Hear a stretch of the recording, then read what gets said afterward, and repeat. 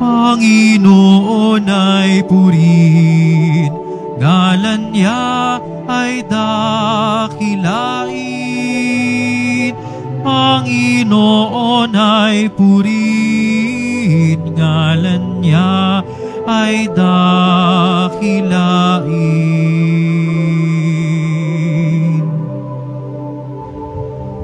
Sa ngalan ng Ama, ng Anak, at ng Espiritu Santo. Amen. Ang pagkapala ng ating Panginoong Jesucristo, ang pag-ibig ng Diyos Ama, at ang pagkakaisa ng Espiritu Santo naway sumainyong lahat. At sumaiyo rin. Mga kapatid, ngayon, ika-6 ng Pebrero, atin pong gunitain ang mga martir na sina San Pedro Bautista, San Pablo Miki at mga 25 na mga kasama sa Nagasaki. Sama po natin sa misa natin ngayon ang mga intensyon para sa araw ngayon. Ang inyong mga intensyon kay narito sa loob at sa labas ng Basilica Minor at Pambansang Dambana ni Jesus Nazareno. Ang mga intensyon ng mga nakiisa sa atin sa pagitan ng live streaming through Facebook Live, YouTube, X, TV Maria, at iba pang social media dito sa ating bansa at iba't ibang dako ng mundo. Ang mga intensyon ng mga na-cross-posting ng mga chapels, groups at communities. Idagdag rin natin ang ating intensyon para sa kapayapaan sa buong mundo, lalo't higit na sa Israel at sa Ukraine. At ang mga intensyon ng mga donors at nagbibigay ng mga tulong dito sa Quiapo Church. Mga kapatid,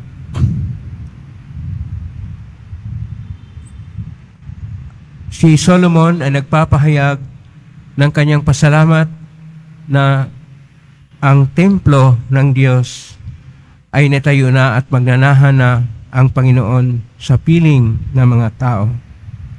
Sa ating Ebanghelyo ni San Marcos, tinuturuan tayo ng ating Panginoon na kailangan na hindi tumitingin sa mga pang-external o pang-ibabaw na mga pagpapahayag ng pananalig o ng panampalataya. Bagkus ang tunay na kalinisan ay dapat nasa loob o nasa puso ng tao. Sa mga sandali na tayo ay hindi nagiging taimtim at hindi nagpapalalim ng ating pagsasaksi sa buhay, pananalig o panampalataya sa ating Panginoon. At dahil sa ating karapukan at kahinaan, tayo nagkasala. Dumulog po tayo sa maing Panginoong nagpapatawad ng lubos. Sinugong tagapagpagaling sa mga nagsisisi, Panginoon, kaawaan mo kami. Panginoon, kaawaan mo kami.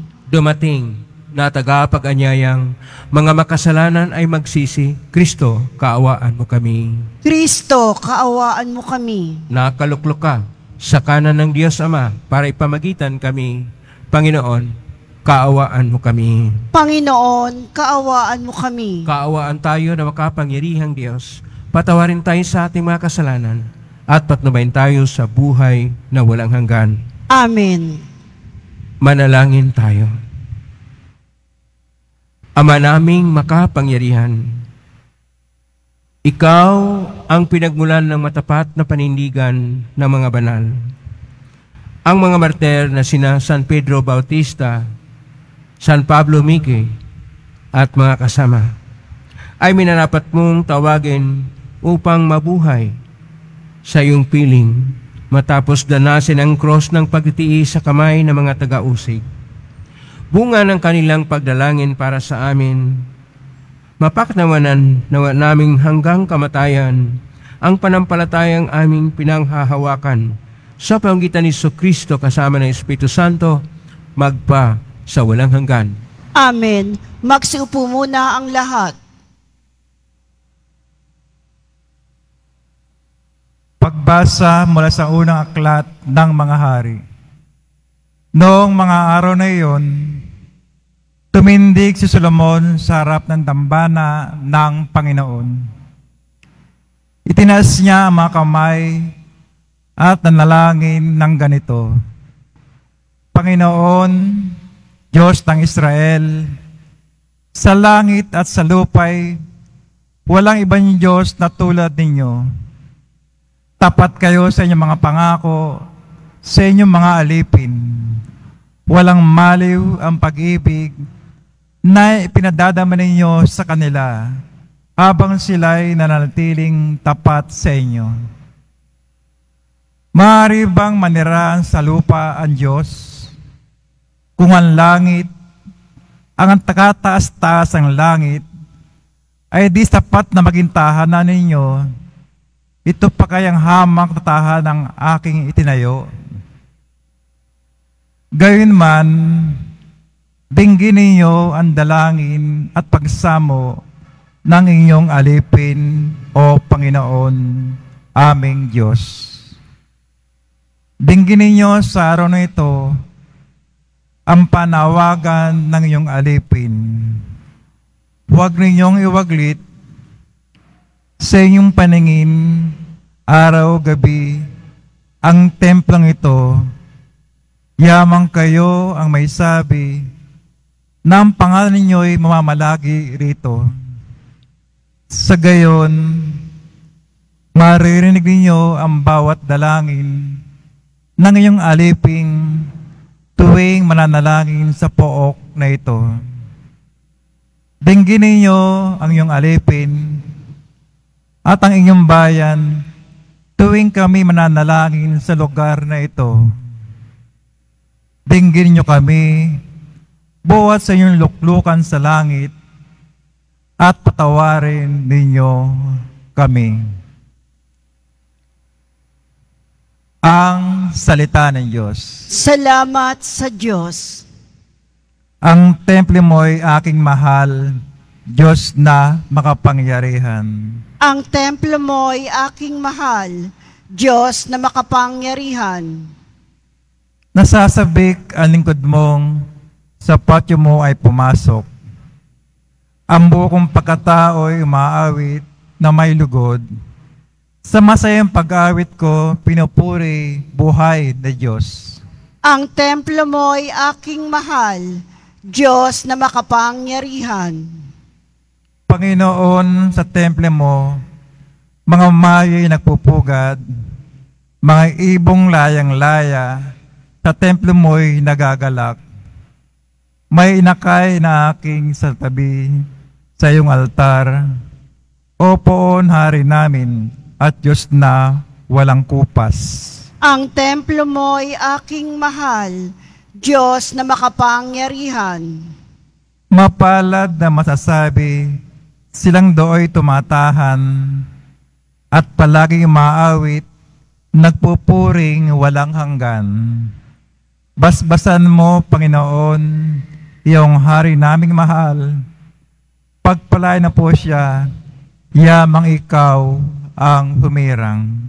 Ang templo mo'y aking mahal, Diyos na makapangyarihan. Kahit isang araw lamang, gusto ko pang sa templo mo, kaysa 1,000 araw na iba ang tahanan ko. Gusto ko pang maging bantay sa pinto ng iyong templo, kaysa ako'y mapasama sa masasamang mga tao. Ang templo mo'y aking mahal, Diyos na makapangyarihan. Magsitayo na po ang lahat.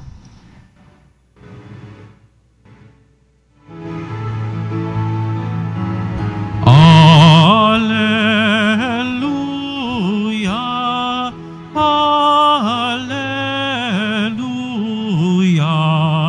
Alleluia,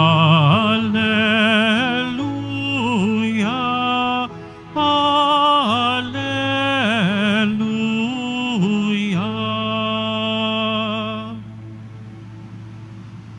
Sa salita mo akitin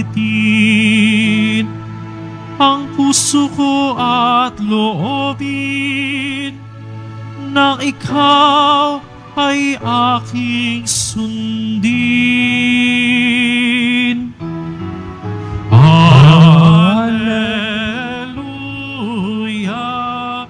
Alleluia,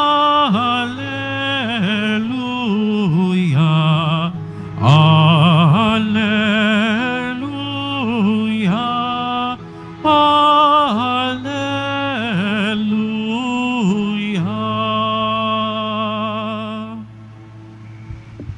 Sumainyo ang Panginoon. At sumaiyo rin. Ang mabuting balita ng Panginoon ayon kay San Marcos. Papuri sa iyo, Panginoon.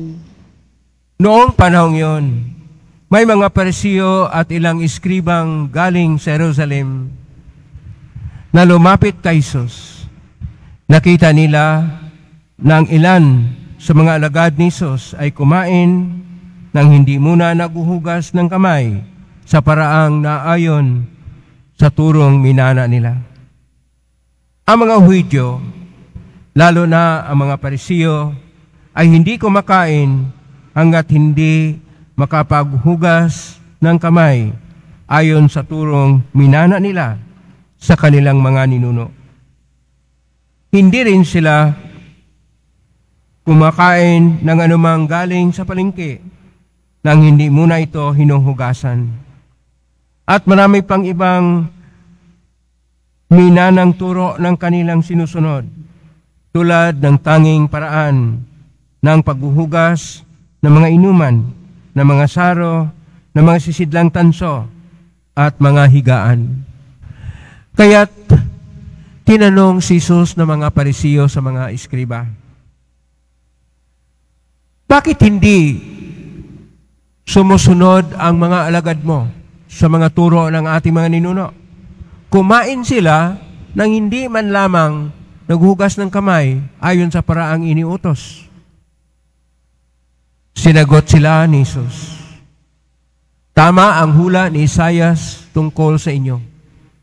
Mapangpaibabaw nga kayo, gaya ng kanyang isinulat. Pagalang sandog ko sa akin ang bayan, ko'y paimbabaw lamang, sapagkat sa bibig at hindi sa puso ito bumubukal. Papurit pagsambang ginagawa nila'y walang kabuluhan. Ang utos ng tao ay tinuturong utos ng may kapal. Ni walang kabuluhan nga ninyo ang utos ng Diyos, at ang sinusunod ninyo'y ang turo ng tao. Sinabi pa ni Jesus, kay husay ng paraan ninyo sa pagpapawalang bisa sa utos ng Diyos, masunod lamang ninyo ang mga turong minana ninyo. Tulad dito, iniutos ni Moises, igalang mo ang iyong ama't ina, at ang magsalita ng masama sa kanyang ama o ina ay dapat mamatay. Ngunit itinuturo ninyo, kapag sinabi ng isang tao sa kanyang ama o ina, ang anumang maitutulong ko sa inyo ay korban. Alaang bagay, inihain ko ito sa Diyos. Hindi na ninyo siya pinahintulutang tumulong sa kanyang ama o ina. Sa ganitong paraay, ni walang kabuluhan ninyo ang salita ng Diyos sa pamagitan ng mga turong minana ninyo, at marami pang bagay na tulad nito ang ginagawa ninyo. Ang mabuting balita ng Panginoon. Pinupuri ka namin, Panginoong Hesukristo. Magsiupo muna po ang lahat. Isang mapagpalang araw po sa inyong lahat. Purihin po natin ang ating Pong Hesus Nazareno. Nasa Martes tayo ng ika-5 na linggo ng karaniwang panahon, at ngayon, 6 ng Pebrero, atin pong ginogunita. Nandyan po si San Pedro Bautista. Dati po siyang pari dito sa Quiapo. Ibig sabihin, ang santo na martir na ating ipinagdiriwang ngayon, na-assign dito sa Quiapo. Yan po. At siya ay isang Franciscano. Ang kanya pong iba mga kasama, si Pablo, Mickey at iba pa, ay sa iba't iba ring kongregasyon. Kaya dapat po tayo kuminsan pumapansin kung sino yung mga banal na nasa ating tahanan ng Pong Isus Nazareno. Kasi kuminsan, kalimutan natin, dito dumadaan sa Quiapo, may mga banal na at ginagalang sa buong mundo. Pero nakaligtaan natin na binibigyang pansin. Pero hindi po yan ang mahalaga ngayon. Ang atin pong pag-usapan ay sa paksa ng ating mga pagbasa ngayon. Ang paksa ng ating mga pagbasa ay isa lang po, tungkol sa tradisyon. Sa mga Hebreo, ang tradisyon ay tinatawag na masort o kuminsan tinatawag na hamasort.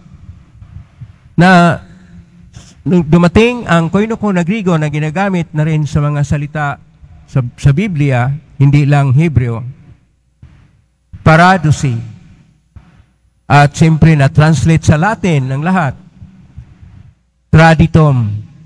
Doon sa traditum, doon po natin nakuha yung tradisyon. Mula sa Espanyol na tradisyon at naging tradisyon sa atin sa Tagalog. At dito po sa ating Ebanghelyo ngayon, mayroon pong tradisyon na tinuligsa ng Panginoon. Sa ating unang pagbasa, mayroon ding isang tradisyon sa unang aklat ng mga hari, Kapitulo 8, versikulo 22 hanggang 30, na binago ni Solomon. Ang tradisyon ng mga Hebreo ay tinatawag na tradisyon ng tolda ng pagtitipon. Itong tolda, naroon po ang kaban ng tipan.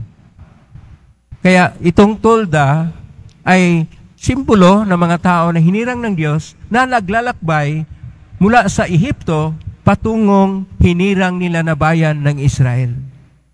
At yun ay nagbigay sa kanila ng isang tradisyon.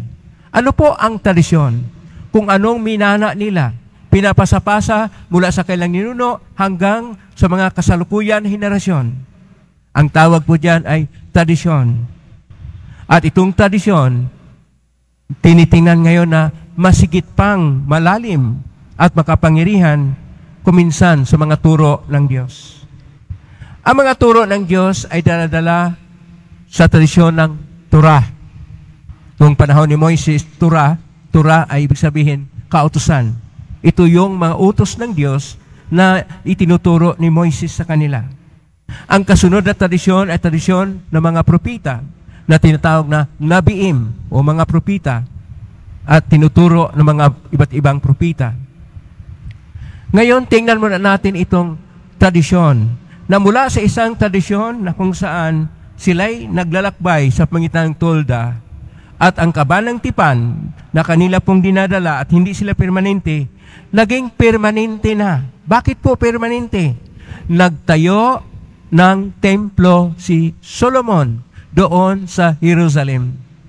At itong templo naging permanente na, kaya ngayon sa ating unang pagbasa, nananalangin si Solomon na kahit ikaw Diyos ay hindi nga maaring pigilin sa pinaka malawak na kalangitan at espasyo, pero nanalangin na sana'y magnanahan siya sa loob ng templo at ang mga panalangin niya at panalangin ng mga tao ay kanyang pakinggan upang ang lahat ay maugnay sa Diyos. Kaya sa ating Salmo 83, versikulo 2, ang templo mo'y aking mahal, Diyos na makapangyarihan. Ibig sabihin, mula sa naglalakbay na tradisyon, na tulda lang ang ginagamit, naging permanente na templo. Giniba man itong templo ni Solomon pinapalitan sa templo na tinatayo sa iba't ibang paraan. At sa panahon ng ating Panginoong Hesus, ang templo ay itinayo ni Herodes the Great. Pero sinasabi rin ng ating Panginoon, gibain ninyo itong templong ito at itayo ko sa 3 araw. Na ibig sabihin ng ating Panginoon, iba ang templo na tinuturing ng Panginoon. Iba ang tradisyon. Ngayon, dito sa ating Ebanghelyo, iano natin ang ating pagtingin. So, mula sa ibang tradisyon na ito ay hindi permanente, naging permanente na. At itong permanente na mga tradisyon ay nadagdagan pa. Maraming dagdag. Mga pamaraan at mga kaugalian at kalakaran na kuminsan tinuturing ng mga tao, ito ay sa panghiliyon, ito ay para sa templo, ito ay para sa Diyos. Pero sa totoo lang, sabi ng Panginoon, hindi, gawa ng tao lang yan. Dito natin tingnan ang tradisyon ngayon na tinatawag ng mga Hudyo na Nantilat Yadayim. Ano po yung Nantilat Yadayim? Ito po yung tradisyon ng paghuhugas ng kamay. Mayroon silang sisidlan na may 2 hawakan at linisin muna ang kanang kamay ng 2 pagbuhos at 2 pagbuhos sa kaliwa pagkatapos at mayroon silang dasal. Mahaba po ang dasal. Barok Adonai, mataas po. Ano? Ang ibig sabihin, diretso ko na lang po ang dasal. Ang dasal dito na pagpalain ka, Panginoong Diyos, na ikaw ay hari ng lahat sa universo, na tinuturuan mo kami paano linisin at maghugas ng kamay. Sinisimplify ko po, pero mahaba po yun na dasal. Na ibig sabihin, ito yung tradisyon na hindi ginawa ng mga apostol ng ating Panginoon noong pumunta sila at kumain. Ibig sabihin, naghugas sila, pero hindi dumaan sa isang tradisyon. Kaya nagalit itong mga Parisiyo at mga eskriba na mula pa sa Jerusalem, nagpunta doon sa Capernaum para lang obserbahan ng Panginoong Hesus ano ang mga mali na ginagawa ng kanyang mga apostol. Kaya sabi ng Panginoon, mapang-ibababaw, ibig sabihin, hipokrito kayo. Mas tinitingnan ninyo ang kalakaran na tradisyon na pinasapasa ng tao, nakalimutan ninyo ang mga utos ng Diyos. Kaya sinasabi niya, nagbigay pa siya ng isang halimbawa. Ang panghalimbawa niya itong tinatawag na korban. Ano po yung korban? Yung korban ay kung saan lahat ng mana niya, sabi niya, ito ay para na sa Diyos, kaya korban ang tawag. Hindi na matulungan yung kanyang mga magulang. Paano pagtanda ng kanyang mga magulang? Pagtanda ng kanyang mga magulang, sabi niya, inaalay ko na po sa Diyos. Paano ngayon yung pang-apat na utos? Na igalang mo ang iyong ama, igalang mo ang iyong ina.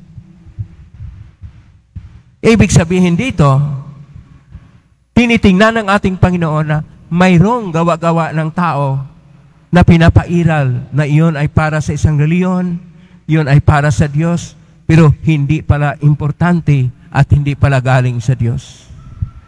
Isa lang po ang tunay na para sa Diyos. Ito ang pag-ibig.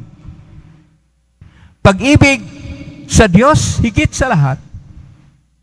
Pag-ibig sa kapwa, gaya ng pag-ibig sa sarili. Isa lang. At ito yung tinuturo ng ating Panginoon na mabasa po natin sa Ebanghelyo ni San Mateo, Kapitulo 22, verso 37 hanggang 39. Pero ang sinasabi ng ating Panginoon na kay husay natin kung minsan mga tao, na ating ipairal ang mga gawa ng tao na ito ay atin to. Tradisyon natin to. Ito ang ating kultura, ito ang ating sining, ito ang dapat natin sundin sapagkat mula sa ating mga ninuno. Pero nakalimutan natin na mayroon pang mas mahalaga. At ito yon ang Diyos. Ang kanyang kalooban, ang kanyang divine law, ang kanyang banal na kautusan, na siyang dapat nating tingnan, na siyang dapat batayan ng ating buhay, na siyang dapat ating ipairal, hindi ang mga gawa-gawa lang ng tao, na kung minsan ito ay palamuti. At palamuti kung minsan na humahadlang sa lalong malalim na pakipagtagpo natin sa Diyos, sa lalong malalim na ugnayan natin sa Diyos, sa lalo pang matibay na magpapalalim ng ating pananalig at panampalataya sa Diyos. Kinakailangan natin tingnan ang pinakamahalaga. At ano yung sinabi ng ating Panginoon? Puso. Puso. Dapat may puso. Dapat may pag-ibig ang lahat ng ating ginagawa.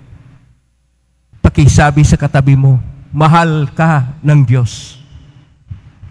Mahal tayo ng Diyos. Ulitin ko po, mahal tayo ng Diyos. Tayo pong lahat, mahal tayo ng Diyos.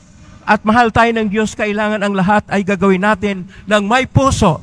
Kung tayo magsimba, kung tayo manalangin, dapat may puso, may pag-ibig, may pagmamahal, higit sa lahat sa Diyos. At kung anong paglilingkod natin, dapat may puso, dapat may pagmamahal, dapat may pag-ibig, dapat totoo, dapat sincero tayo, dapat ang lahat ng ating ginagawa ayon sa turo ng Diyos. At hindi sa tinatawag nating tradisyon o sa mga Hebreo, Masort, o sa mga Grego, Paradosi, o sa Latin, Traditum, na naging tradisyon naman sa atin. Nawa, tayo maging masigla, tayo naging masigasig, lagi tayong aktibo, hindi sa mga tradisyon, bagkos sa tunay na ugnayang malalim sa ating panampalataya, sa pagsasaksi ng ating buhay, pananalig at panampalataya sa Diyos, sa ating pag-ibig sa Diyos at pagmamahal sa kapwa ayon sa turo ng ating Panginoon, upang ang Diyos ay siyang saysay, upang ang Diyos ay siyang kabuluhan, upang ang Diyos ay siyang liwanag na dapat maging tunay na magbigay liwanag sa buhay natin, anuman ang pinagdaanan natin mga karimlan at mga pagsubok sa buhay, nariyan siya na magliliwanag sa atin. Nariyan siya sa panahon ng ating kahinaan, siya ang ating lakas. Nariyan siya sa panahon na tayo ay nangangailangan ng tulong sapagkat tayo'y naligaw na sa Kanya. Siya ang ating tunay na pastol. Siya ang tunay na Diyos na hindi tayo iiwan at kailanman hindi tayo pababayaan, sapagkat higit pa sa isang ina ang pagmamahal ng Diyos sa atin, sapagkat mahal na mahal tayo ng Diyos. Amen? Pray natin ang Diyos. Magsitayo na po ang lahat.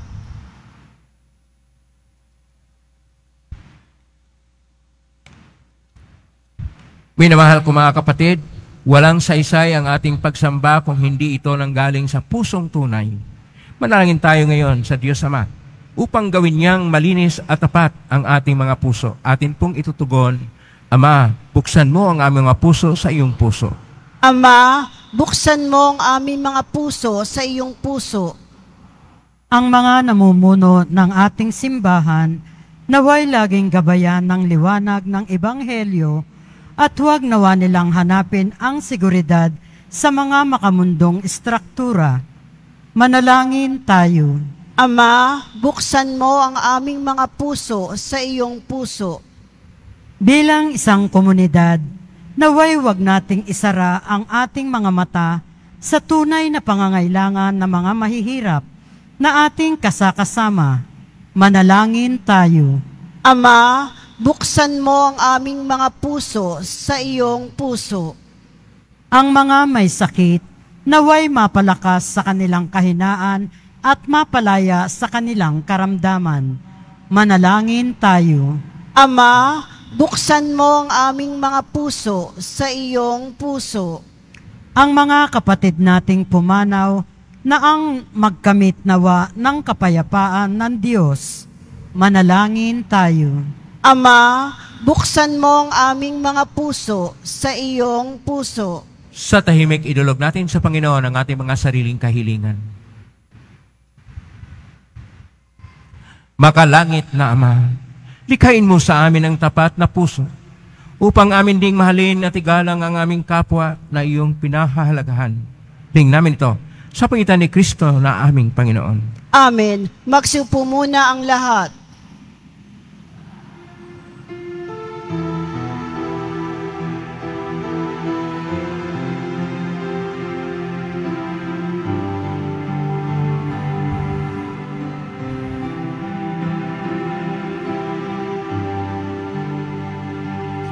Itong alak at tinapay ay handog sa iyo, Ama.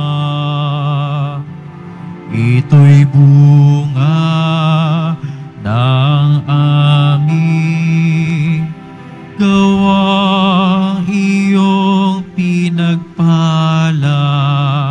Sumasamo ang iyong bayang, tanggapin iyong basbasan, nang sa amin maging tunay na katawan, dugo ng iyong anak. Magsitayo na po ang lahat. Manalangin iyo batido upang paghahain natin ay kalugdan ng Diyos amang makapangyarihan. Tanggapin nawa ng Panginoon itong paghahain sa iyong mga kamay, sa kapurihan niya at karangalan, sa ating kapakinabangan at sa buong sambayanan niyang banal. Ama naming lumikha, tanggapin mo mga alay na aming inihahain. Ngayong ginugitan namin ang mga banal na martir at ipagkaloob mong aming sambahin ang ngalan mo nang may katatagan sa pangitan ni Kristo kasama ng Espiritu Santo magpa sa walang hanggan. Amen. Sumainyo ang Panginoon. At sumaiyo rin. Itaas sa Diyos ang inyong puso at diwa. Itinaas na namin sa Panginoon. Pasalamatan natin ang Panginoong ating Diyos. Marapat na siya ay pasalamatan. Ama namin kapangyarihan, tunay nga marapat ni kay aming pasalamatan ngayong aming kagalakan na sina San Pedro Bautista, San Pablo Miki at mga kasama ay parangalan. Sila'y kapalig naming may panindigan na ikaw ay pahayag kahit sila'y mamatay sapagkat minarapat mong kanilang matularan na yung anak na naghain ng siling buhay. Tulad na naganap siyang anak, ang dugo ng mga martir ay dumanak, hindi dahil sa katatagang likas, kundi dahil sa imbigay na lakas. Kaya kaisa namang anghel sisiawit ng papuri sa humpay sa kalangitan, kayong nagbubunyi sa kadakilaan. Santo, Santo, Santo, Panginoong Diyos na mga hukbo, napupuno ang langit at lupa ng kadakilaan mo. O sana sa kaitaasan, pinagpala ang naparirito sa ngalan ng Panginoon. O sana sa kaitaasan, magsiluhod po ang lahat. Ama naming banal, ikaw ang bukal ng tanang kabanalan. Kaismitan ng Espiritu ng banal na makaloob na ito pang para sa aming maging katawan at dugo ng aming Panginoong Kristo. Bago niya pinagtisang kusang loob na maging handog, hinawakan niya ang tinapay. Pinasalamatan kanya, pinagati-hati niya yon. Iniabot sa kanyang malagad at sinabi, tanggapin ninyong lahat ito at kanin. Ito ang aking katawan na ihandog para sa inyo.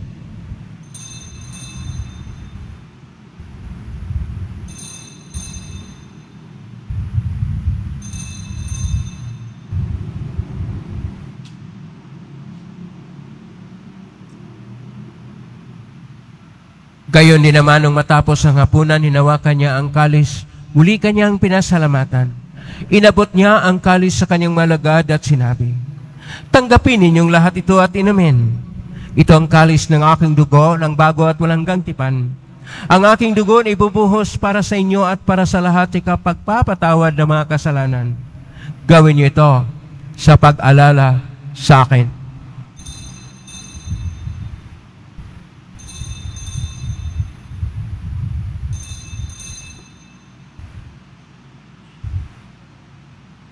Magsitayo na po ang lahat. Ang misteryo ng pananampalataya. Si Kristo'y namatay, si Kristo'y nabuhay, si Kristo'y babalik sa wakas ng panahon. Ama, ginagawa namin ngayon ang pag-alala sa pagkamatay at muling pagkabuhay ng anak. Kahit naalay namin sa iyo ang tinapay na nagbibigay buhay at ang kalis na nagkakaloob ng kaligtasan. Kami nagpapasalamat kung narapat na tumayo sa harap mo para maglingkod sa iyo.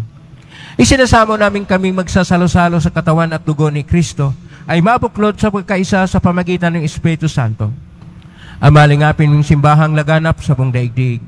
Pususin mo kami sa pag-ibig kaisa ni Francisco na aming Papa at ni Jose na aming Obispo at ng Tanang Kaparian. Alalahanin mo rin mga kapatid naming nahimlay may pag-asang silimuling mabuhay ganing lahat ng mga pumanaw. Kaawaan mo sila at patuloyin sa iyong kaliwanagan. Kawano'y napatin kaming lahat na makasalo siyang buhay na walang wakas. Kaisa ng mahal na Birhen Maria na Ina ng Diyos, ng kabiyak ng puso niyang San Jose, kaisa ng mga apostol, ni San Juan Bautista, ni San Pedro Bautista, ni San Roque, ni San Miki at mga kasama, San Pablo Miki at mga kasama, ni San Lorenzo Ruiz de Manila, San Pedro Calungsod at ng lahat ng mga banal na namuhay sa daigdig ng kalugod-lugod sa iyo, may pagdiwang nawa namin ang pagpupuri sa karangal mo sa pangitan ng anak na aming Panginoong Hesus Kristo. Sa pamamagitan ni Kristo, kasama niya at sa Kanya,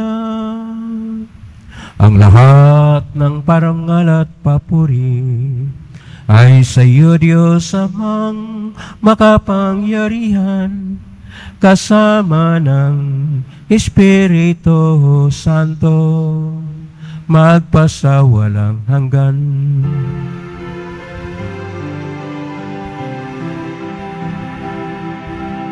Amen. Amen. Amen.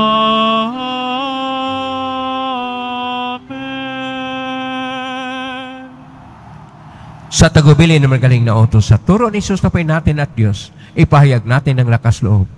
Ama namin, sumasa langit ka, sambahin ang ngalan mo. Mapasa amin ang kaharian mo. Sundin ang loob mo dito sa lupa para nang sa langit.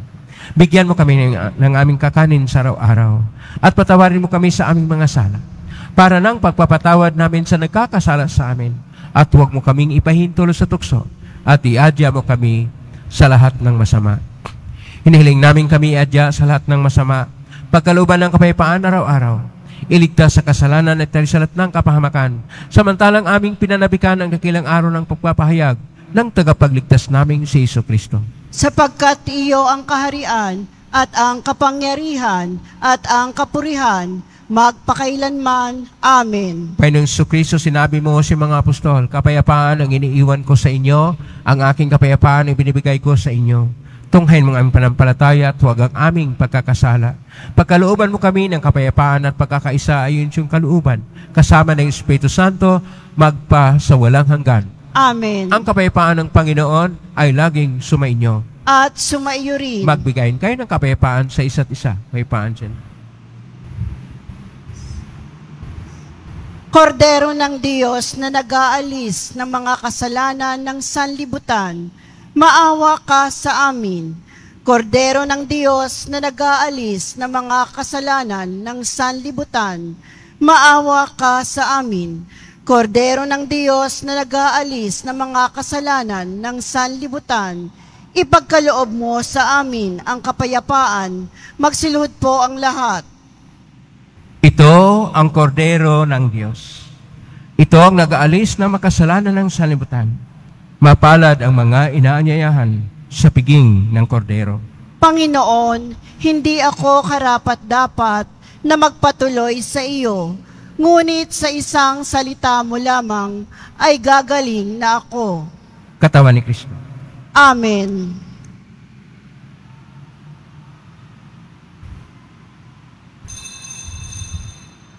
Para sa lahat ng tatanggap ng banal na komunyon, sasagot po tayo ng amen pagkasabi ng pari o ng lay minister ng katawan ni Kristo at isubo agad sa bibig. Bago umalis sa harapan ng pari o lay minister, sumunod po tayo. Maraming salamat po.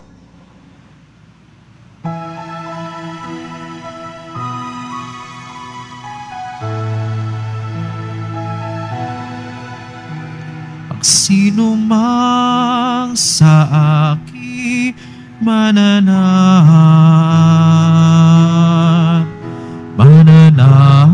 din ako sa Kanya. At kung siya'y mamunga ng masagana, siya sa Ama'y nagbigay ng karangalan. Mula ngayon, kayo'y aking kaibigan. Hinango sa dilim at kababaan. Ang kaibiga'y mag-aalay ng sarili niyang buhay, walang higit sa yaring pag-aalay.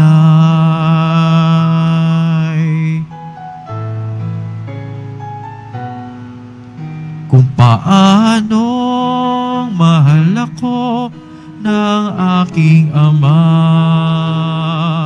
sa inyo'y aking ipinadarama. Sa pag-ibig ko, kayo sana ay manahan.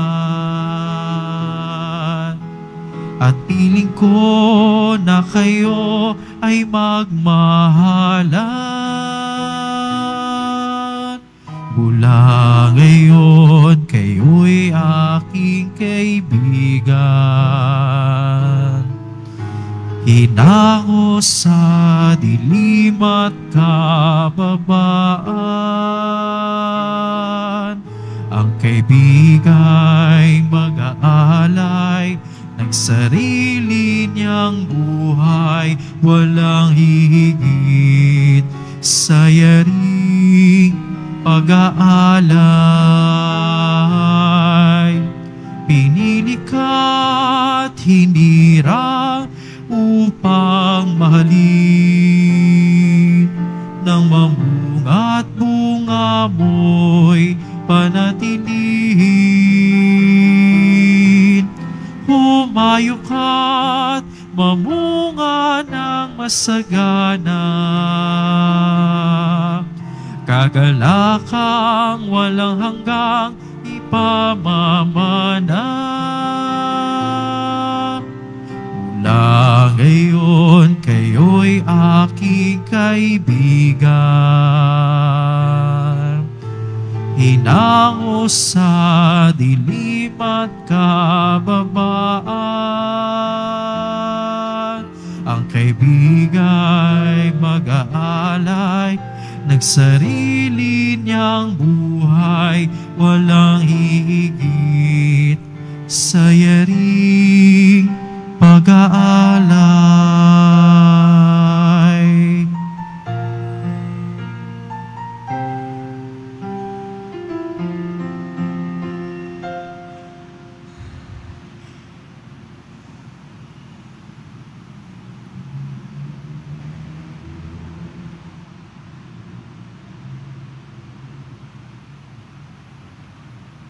Announcement. Inihahandog po ng Simbahan ng Quiapo ang Nazareno Medalyon. Ito po ay nagkakahalaga ng 20 pesos. Mabibili pa rin po ang ating opisyal na imahen ng Jesus Nazareno. Ang large size ay nagkakahalaga ng 2,500 pesos. Ang medium size ay 1,000 pesos. At ang small size ay 600 pesos. Ang mga ito po ay mabibili lamang sa ating Parish Finance Office. Ang malilikom po na pondo ay gagamitin sa pagsasaayos ng ating Adoration Chapel at Baptistry. Pagkatapos ng misa, wiwisikan po ang lahat ng banal na tubig. Pinakikiusapan ng lahat na manatili lamang muna sa inyong mga lugar. Tanging sa Quezon Boulevard o sa Plaza San Juan lamang ang labasan ng lahat. Sumunod po tayo. Maraming salamat po sa inyong pagdalaw at pagsisimba sa Basilica Minor at Pambansang Dambana ni Jesus Nazareno. Magsitayo na po ang lahat. Manalangin tayo. Ama naming mapagmahal, pinagdingning mo ang misteryo ng cross sa mga martir mong banal. Ipagdalo mong kaming pinatatag ng banal na pakikinabang ay makapanatiling matapat kay Kristo at pagmalasakit sa tanan. Sa pangitan niya kasama ng Espiritu Santo, magpa sa walang hanggan. Amen. Maraming salamat po sa inyong pakilahok ngayon sa ating Eucharistia o Banal na Misa. Kayo narito sa loob at sa labas at naugnay sa iba't ibang pamaraan. Naway ang inyong panalangin ay dinggin ng Poong Jesus Nazareno. Salamat sa lahat ng mga nagbibigay ng tulong, mga donasyon sa Quiapo Church o pamagkatulong ng Quiapo Church sa kapwa nating mga hirap at nangangailangan. Salamat po sa inyong tulong. Salamat sa lahat ng mga naglilingkod ngayon. Pagpalain kayo lagi ng Poong Jesus Nazareno. Palakpakan po natin ang lahat ng naglingkod, lahat ng narito, lahat ng naugnay po sa atin. Naway ang Panginoong Diyos ay magbuhos sa inyo ng biyayang kinakailangan ninyo. Palatandaan po sa atin ngayon, kung tayo, anuman ang ating gawin, dapat ay gagawin natin ng may puso o may pag-ibig. Ngayon na po ang pusbas. Mangyari po lamang itaas sa bagya, mga bagay-bagay na pusbasan. Sumainyo ang Panginoon. At sumaiyo rin. Mahal na Pong Jesus Nazareno, inihayag mo sa pamagitan ng cross ang walang maloy na pag-ibig ng Diyos ang katauhan. Pakinggan mong kilingan ka na nagsusumama sa iyo. Makamtan naman nila ang iyong katugunan at tanggapin ang kasagutan ng utang na loob na tinatanaw. Basbasan din po ninyo ang mga dalaming imahin, dasalan at mga bagay-bagay. Basbasan ang may mga karamdaman. Sa pangitan ng benisyon ito, naway maalala ang pangako ng sa binyag na ikaw kanilang ibigin at paglalingkuran bilang Panginoon magpa sa walang hanggan. Amen. Pagpalain kayo makapangyarihang Diyos, Ama at Anak at Espiritu Santo. Amen. May kang taglayang kapayapaan, pag-ibig at pag-asa ng Pong Jesus Nazareno. Salamat sa Purihin Diyos. natin ang ating Pong Jesus Nazareno.